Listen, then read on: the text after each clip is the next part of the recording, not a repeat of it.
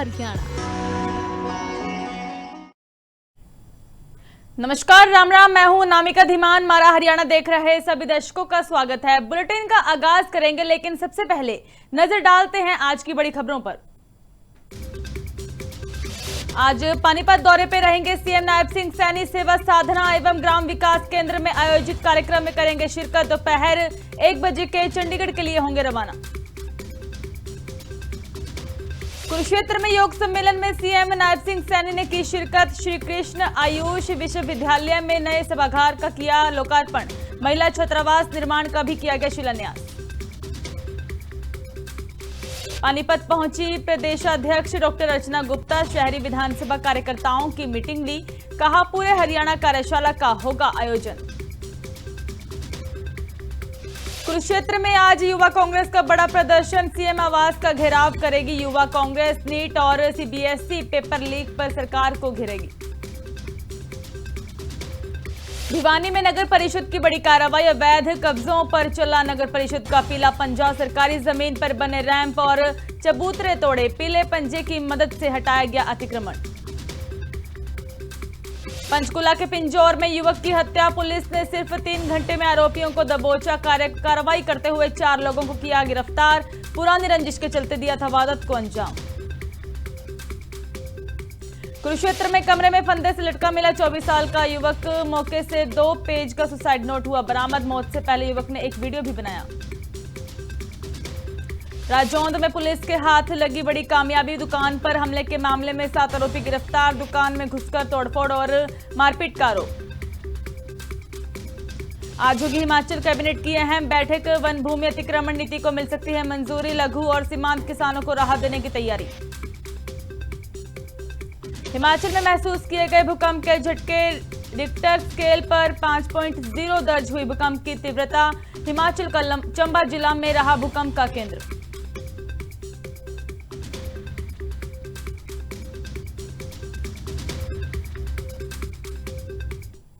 तो शुरुआत करते हैं मुख्यमंत्री नायब सिंह सैनी से। मुख्यमंत्री नायब सिंह सैनी आज पानीपत दौरे पर रहने वाले हैं और इस दौरान उनकी ओर से कार्यकर्ताओं से मुलाकात की जाएगी।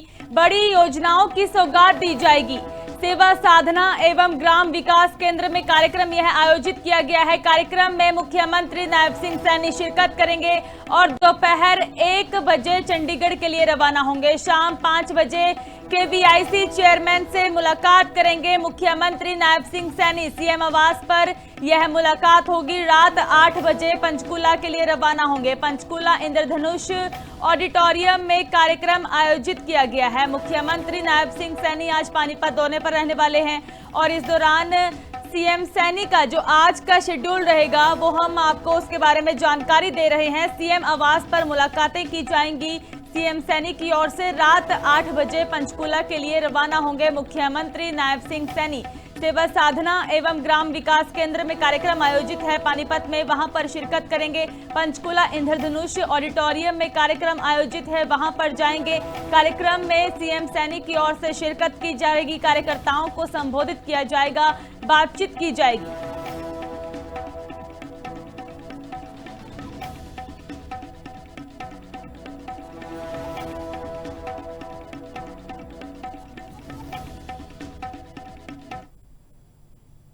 कुरुक्षेत्र में योग सम्मेलन का आयोजन है। मुख्यमंत्री नायब सिंह सैनी की ओर से इस दौरान सम्मेलन में शिरकत की गई है। श्री कृष्ण आयुष विश्वविद्यालय में नए सभागार का लोकार्पण हुआ है। महिला छात्रावास निर्माण का भी इस दौरान शिलान्यास हुआ। 21 जून को अंतर्राष्ट्रीय योग दिवस धूमधाम से मनाया जाएगा, कहा गया। मुख्यमंत्री नायब सिंह सैनी ने कार्यक्रम में शिरकत की है। सभागार का लोकार्पण इस दौरान किया गया है। सीएम सैनी की ओर से महिला छात्रावास निर्माण का भी शिलान्यास किया गया।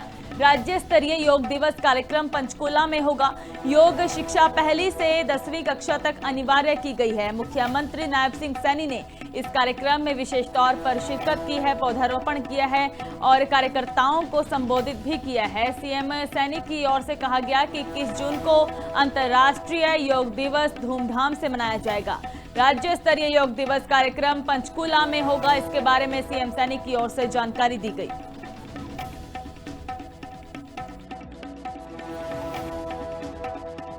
ये वो महीना है जिस महीने में योग भी आज पूरा विश्व मनाता है।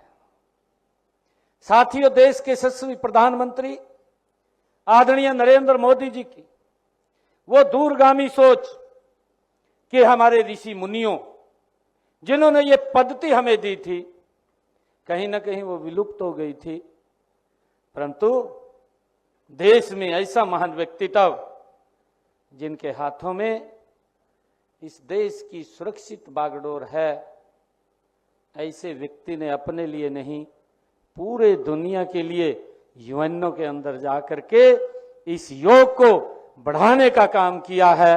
आज मुझे खुशी है कि आज पूरी दुनिया साथियों इस योग के साथ जुड़ी हुई है। हरियाणा प्रदेश अध्यक्ष डॉक्टर अर्चना गुप्ता पानीपत पहुंची हैं और शहरी विधानसभा कार्यकर्ताओं की मीटिंग ली गई। पूरे हरियाणा कार्यशाला का आयोजन होगा। कहा गया जन कल्याणकारी शिविर लगाए जाएंगे। विधानसभा और लोकसभा में सांसद विधायक प्रवास करेंगे। तो प्रदेशाध्यक्ष डॉक्टर अर्चना गुप्ता इस दौरान कहा गया उनकी ओर से कि पूरे हरियाणा कार्यशाला का जो कि आयोजन किया जाएगा। पानीपत में कार्यकर्ताओं से बातचीत की गई है और परियोजनाओं को लेकर, कार्यों को लेकर चर्चा की गई है, मंथन किया गया है। शहरी विधानसभा कार्यशालाओं के बारे में जो कि जानकारी ली गई है। विधानसभा और लोकसभा में सांसद विधायक प्रवास करेंगे, यह भी बयान डॉक्टर अर्चना गुप्ता की ओर से दिया गया।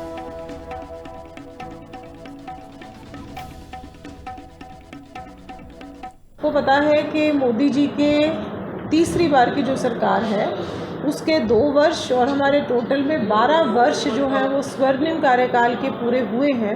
इन 12 वर्षों में जो भी हमारी केंद्र सरकार की गरीब कल्याणकारी योजनाएं हैं, चाहे वो महिलाओं के लिए हैं, चाहे वो युवाओं के लिए हैं, चाहे वो हमारे किसानों के लिए हैं, उन सभी योजनाओं को जन जन तक पहुंचाना और हमारे कार्यकर्ताओं के माध्यम से अगर कोई पात्र है जिसको उस योजना का लाभ नहीं मिल रहा, उन पात्रों को उन योजना का लाभ मिले, ऐसी चिंता करनी। इस तरीके से हमारे हर विधानसभा में ये कार्यशालाएं पूरे के पूरे हरियाणा में 90 के 90 विधानसभाओं में कार्यशालाओं का आयोजन हो रहा है, जो 7 तारीख तक हमारा जो है कंप्लीट हो जाए। कुरुक्षेत्र में आज युवा कांग्रेस का बड़ा प्रदर्शन है। सीएम आवास का घेराव किया जाएगा। नीट और सीबीएसई पेपर लीक का यह मामला, इसको लेकर सरकार को घेरा गया है। युवाओं के भविष्य से खिलवाड़ का आरोप लगाया गया है। मुख्यमंत्री नायब सिंह सैनी के नाम एक ज्ञापन सौंपा जाएगा। रोहतक सांसद दीपेंद्र सिंह हुड्डा भी प्रदर्शन में पहुंचेंगे और कई जिलों से युवा कार्यकर्ता कुरुक्षेत्र पहुंचेंगे, इस प्रदर्शन में हिस्सा लेंगे। अपनी आवाज बुलंद की जाएगी। सीएम सैनी के नाम पर एक ज्ञापन सौंपा जाएगा। मुख्यमंत्री नायब सिंह सैनी के नाम पर ज्ञापन यह सौंपा जाएगा और सीएम सैनी के आवास का घेराव किया जाएगा। कांग्रेस का बड़ा प्रदर्शन, युवा कांग्रेस आज सड़कों पर उतरेगी। दीपेंद्र सिंह हुड्डा भी इस दौरान मौजूद रहेंगे इस प्रदर्शन में।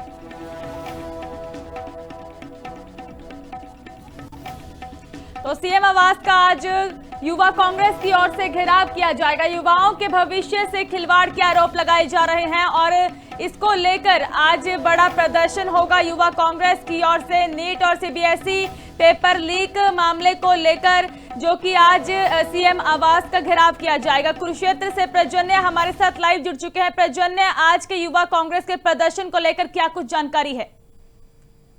जी बिल्कुल, देखिए आज कुरुक्षेत्र में युवा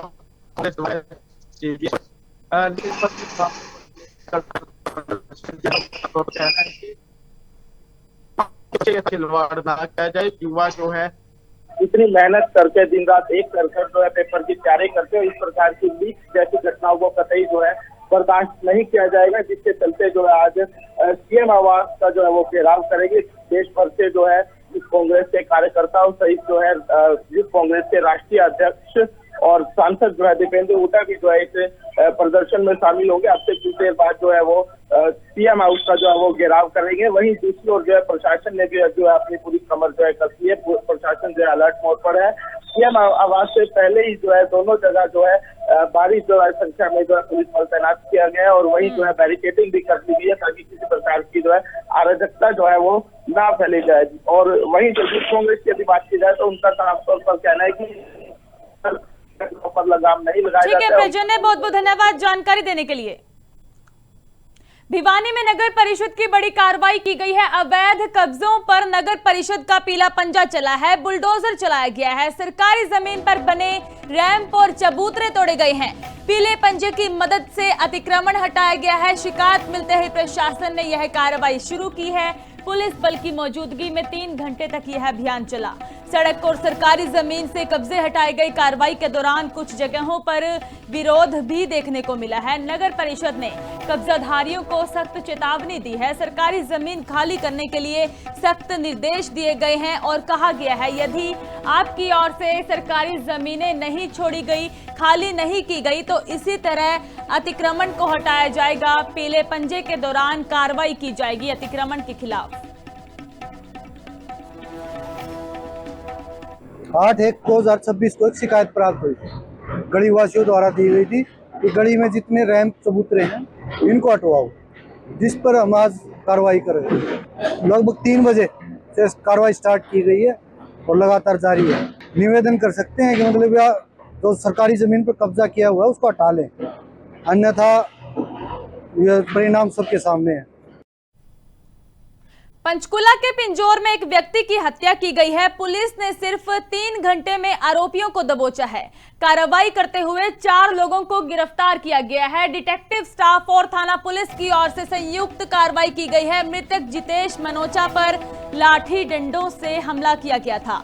1 महीने पुरानी रंजिश में वारदात को अंजाम दिया गया है। खुशदीप समेत 4 आरोपियों को पुलिस ने पकड़ा है और आरोपियों में मनप्रीत, रोहित और मनीष नाम का व्यक्ति भी शामिल है। पुलिस ने आरोपियों की गिरफ्तारी को लेकर टीमें बनाई थी और इन टीमों को गठित किया गया था। लगातार पुलिस की ओर से जांच की जा रही थी इस कत्ल की गुत्थी को सुलझाने के लिए और पुलिस ने इन आरोपियों को गिरफ्तार किया है। महज 3 घंटे में आरोपियों को दबोचा है। कार्रवाई करते हुए 4 लोगों को गिरफ्तार किया गया है। पता लगाया जाएगा, रिमांड हासिल किया जाएगा, पूछताछ की जाएगी। इस हत्या के कारणों का पता लगाया जाएगा कि आखिर क्या कुछ कारण रहे थे इस हत्या के पीछे। थाना क्षेत्र पिंजौर मार्केट में एक जितेश मनोचा नाम के व्यक्ति के साथ कुछ लड़कों ने मारपीट की थी 3:15 के करीब। कुछ लड़कों ने इनके साथ मारपीट की थी। मारपीट के तुरंत बाद जो है ये मौके से सारे लड़के वहाँ से फरार हो गए। जो इसमें विक्टिम है जितेश मनोचा, उसको तुरंत फिर हॉस्पिटल ले जाया गया, सिविल हॉस्पिटल सेक्टर 6 पंचकुला में, जहाँ पे फिर डॉक्टर्स द्वारा इन्हें ब्रॉड डेड घोषित किया गया। इसमें हमने अभी तक 4 जो हैं लड़कियों को राउंड अप किया है। जो एक का नाम खुशदीप है, दूसरा मनप्रीत सिंह, तीसरा रोहित मेहता और चौथा है मनीष चौधरी। वहीं कुरुक्षेत्र में एक युवक ने आत्महत्या कर ली है। कमरे में फंदे से 24 साल का युवक लटका हुआ मिला। मौके से 2 पेज का सुसाइड नोट भी बरामद किया गया। मौत से पहले युवक ने एक वीडियो भी बनाई है। वीडियो में परिजनों पर प्रताड़ना के आरोप लगाए हैं। नितिन कुमार के रूप में मृतक की पहचान हुई है। 4 लोगों के खिलाफ मामला दर्ज कर जांच शुरू कर दी है। मां ने बेटे की मौत पर गंभीर आरोप लगाए। सभी पहलुओं की जांच जारी है, पुलिस की ओर से बताया गया है। कुरुक्षेत्र का यह मामला जहां पर 24 साल के नौजवान की पंखे से लटकी हुई लाश मिली है। 4 लोगों के खिलाफ मामला दर्ज कर जांच शुरू कर दी है और इस व्यक्ति की ओर से पहले एक वीडियो भी बनाई गई है। परिजनों पर प्रताड़ना के आरोप लगाए गए हैं।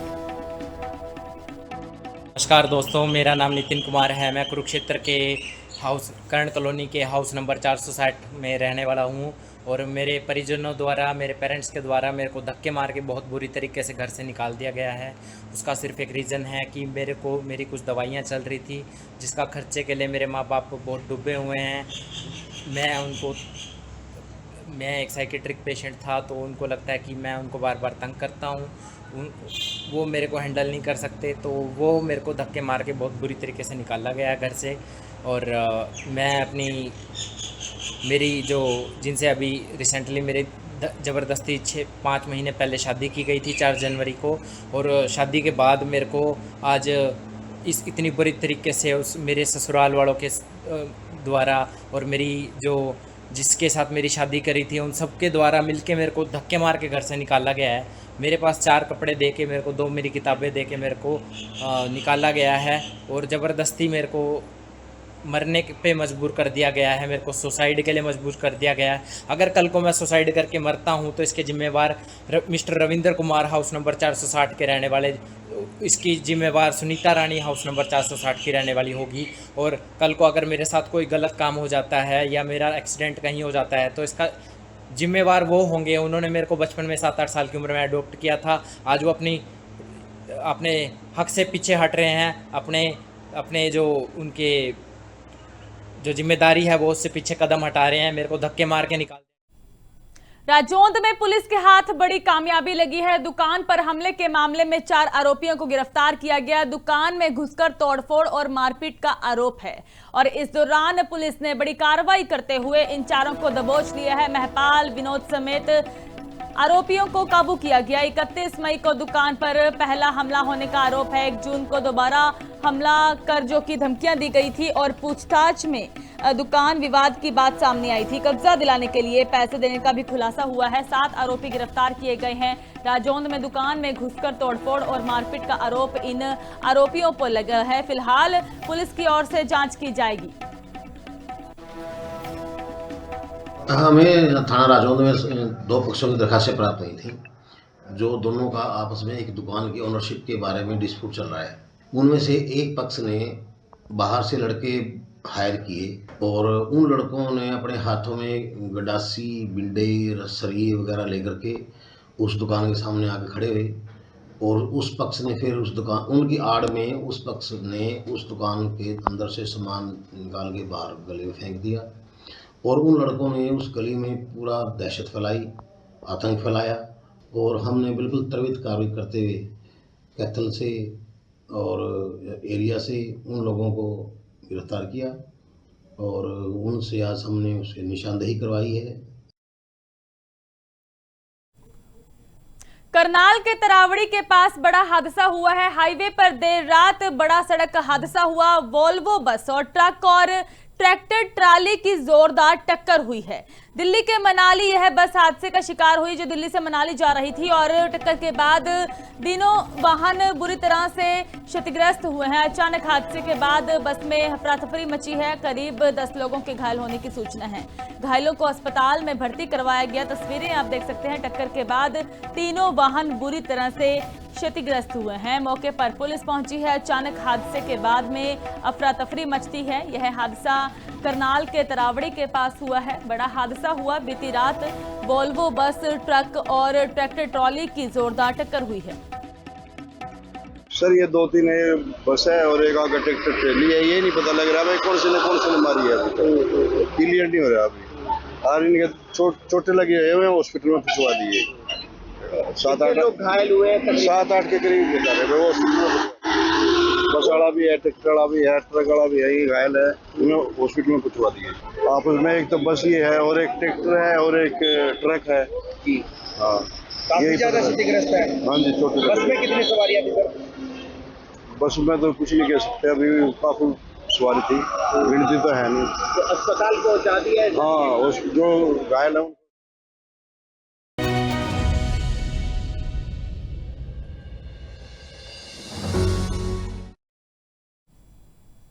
तो आज हिमाचल कैबिनेट की अहम बैठक होगी। कैबिनेट मीटिंग में आज कई बड़े फैसले लिए जा सकते हैं। वन भूमि अतिक्रमण नीति को मंजूरी मिल सकती है। लघु और सीमांत किसानों को राहत देने की तैयारी हो सकती है। नीति को केंद्र और सुप्रीम कोर्ट भेजा जाएगा। 300 डॉक्टरों के लीव रिजर्व कैडर पर भी फैसला संभव है। स्वास्थ्य सेवाओं को मजबूत करने पर इस दौरान फोकस रहेगा। 200 स्टाफ नर्सों की भर्ती को भी इस दौरान मंजूरी मिल सकती है। ओटी असिस्टेंट और रेडियोग्राफर पद भी भरने की तैयारी सरकार कर रही है। सीनियर रेजिडेंट्स के नियुक्ति पर इस दौरान चर्चा की जाएगी। शिक्षा विभाग के कई प्रस्तावों पर मंथन संभव है।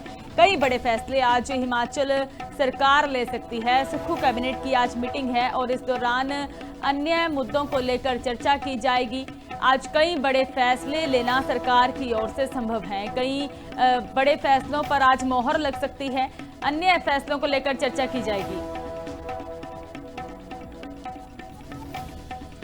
तो आज हिमाचल कैबिनेट की मीटिंग है और योगराज हमारे साथ लाइव जुड़ चुके हैं। योगराज, क्या कुछ जानकारी है आज की मीटिंग को लेकर? देखिए, काफी महत्वपूर्ण ये बैठक है क्योंकि लगभग 1 महीना तक यहाँ पर चुनाव आचार संहिता रही, जिसके कारण कैबिनेट की बैठक हालांकि एक हुई बीच में, लेकिन फैसले बाहर नहीं आ सके। कोई बड़े निर्णय जो है सरकार नहीं ले पाई, लेकिन आज की ये कैबिनेट बैठक में काफी महत्वपूर्ण निर्णय होने वाले हैं। जिस तरह से हिमाचल प्रदेश में आर्थिक स्थिति बनी हुई है, उसको किस तरह से पटरी पर लाना है, इसको लेकर जो लॉटरी शुरू करने का सरकार ने एक प्रपोजल रखा है, उसकी एसओपी बनकर तैयार हो गई है। उस एसओपी को भी आज कैबिनेट में मंजूरी मिल सकती है ताकि उससे राजस्व जो है कुछ अर्जित हो सके। इसके अलावा विभिन्न विभागों में खाली पड़े हुए पद हैं, उनको भरने को लेकर कैबिनेट आज मंजूरी देगी।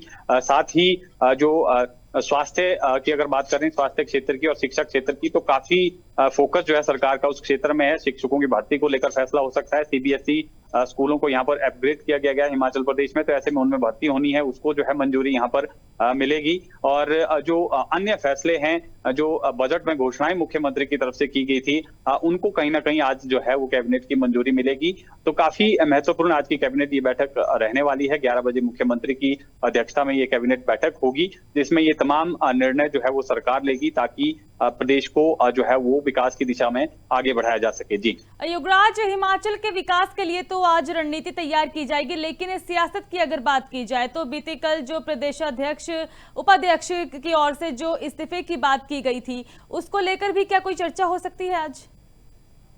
देखिए, उसको लेकर साफ तौर पर जो है, क्योंकि इस्तीफा मंजूर हो गया है नीरज भारती जो कि उपाध्यक्ष बनाए गए थे कांग्रेस पार्टी के, उसके बाद उन्होंने लगातार सरकार पर एक के बाद एक जो है वो ताबड़तोड़ हमले बोले हैं। मुख्यमंत्री की कार्यशैली पर भी प्रश्न उठाए हैं, जिसको लेकर मुख्यमंत्री ने साफ तौर पर हालांकि पिछले कल कहा था कि नीरज भारती कोई बड़ा मसला जो है वो हिमाचल प्रदेश में नहीं है। मुख्यमंत्री की स्टेटमेंट आई थी, लेकिन कहीं ना कहीं कार्यकर्ताओं में नाराजगी जरूर है, जिसको लेकर नीरज भारती ने भी यहाँ पर जो है वो अपनी बातें सामने रखी है। प्रतिभा सिंह जो कि पूर्व में कांग्रेस की प्रदेशाध्यक्ष रही हैं, उनकी तरफ से भी ये बयान आया है। उन्होंने कहा है कि कार्यकर्ताओं की नाराजगी कहीं ना कहीं है। सरकार में आने के बाद जो है जिन लोगों ने जो सरकार को सत्ता में लाने के लिए काम किया है, उनको हम भूल जाते हैं। ऐसे में उन कार्यकर्ताओं को तवज्जो दी जानी चाहिए, उनको सरकार में पदों से नवाजा जाना चाहिए। इस तरह का बयान उनकी तरफ से भी आया है। और नीरज भारती की जो नाराजगी है उसको सरकार को दूर करना चाहिए, उनके पक्ष में जो है उन्होंने भी कहा है। लेकिन कहीं ना कहीं आने वाले दिनों में, क्योंकि 2027 में अब चुनाव होने हैं, उससे पहले जो नाराजगी का दौर है ये अब जो है आने वाले दिनों में और ज्यादा बढ़ेगा। कुछ और नेता भी सामने आ सकते हैं, नाराजगी जो है वो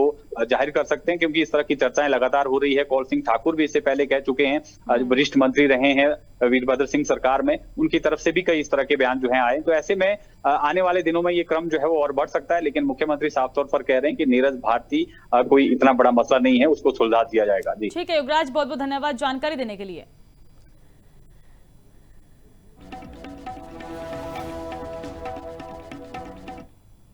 हिमाचल में भूकंप के झटके महसूस किए गए हैं। रात करीब 10 बजे का समय जब भूकंप के झटके महसूस हुए हैं। रिक्टर स्केल पर 5.0 दर्ज भूकंप की तीव्रता दर्ज की गई है। हिमाचल का चंबा जिला भूकंप का केंद्र रहा।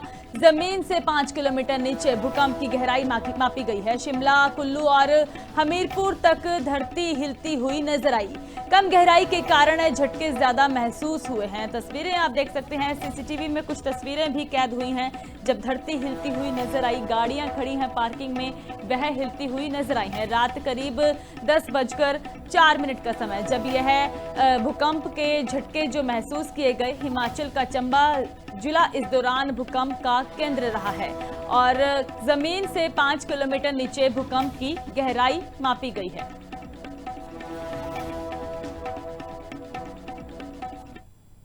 खबरों का सिलसिला इसी तरह जारी रहेगा। आप जुड़े रहे लिविंग इंडिया न्यूज के साथ। मुझे दीजिए इजाजत। धन्यवाद।